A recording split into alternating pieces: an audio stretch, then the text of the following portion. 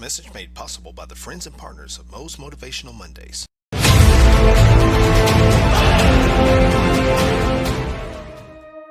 Good morning, family, and welcome back to another episode of what? Mo's Motivational Monday. One moment of power.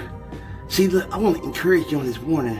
I want to talk about how to get from tragedy to triumph. Look, a lot of times we go through things daily. Life happens. Situations happen. Tragedies happen. But how do you get from tragedy to triumph? Look, let me share a brief story with you. I remember this day very clearly. It was Saturday, January the 2nd, 1999. I remember this so clearly. I had to get up early to clock in and go to work in the military, with a check-in rather. And I was a driver. I drove the big trucks, the big vehicles. I carried the weapons where they needed to go. I carried Marines where they needed to go. So I'm a professional driver, if you will. So I'm working all day, and I mean all day. But later on that evening, when I get off from work, I decide I'm gonna take me a shower, relax for a moment, chill, cool down a little bit. But I knew my church was like an hour away. So I was gonna get on the road later on that evening, and before it got too late, so I would have to get up super early the next day. So I get in the shower, I get myself together, I get in the vehicle. Like I said, I remember this so clearly.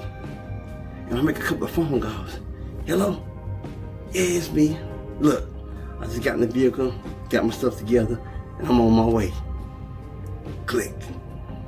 So now I'm driving. I'm feeling a little tired, I'm feeling a little fatigued, but in my mind, I can do this. I've drove this road plenty of times before. Tired. I'm a professional driver. So I believe I can do this. A lot of times we feel like we're stronger or we're not as tired as we think we are. And then we put forth that effort and it don't go the way that we plan to because we really feel like we understand that we've made a bad judgment call. How many times have you been driving and you've been tired, and instead of pulling over, you even had somebody else in the vehicle with you. Instead of pulling over and trying to be strong, you try to shake it off and it don't work. You try to roll the window down and that don't work. You try to turn up the radio, hopefully some upbeat music and not that slow stuff, but it don't work. And we've all have done this. So I'm driving, and this is the part where it gets blurry, y'all.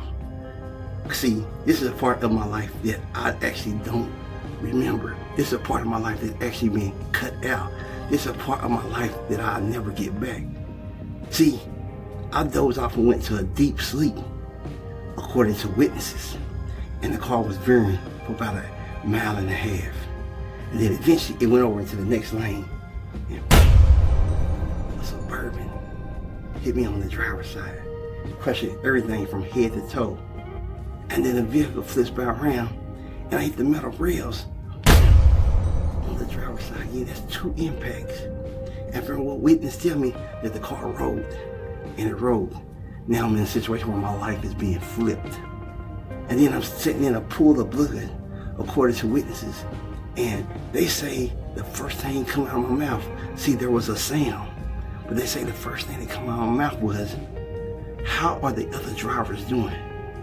So now I'm laying in this hospital. I'm in and out of conscious.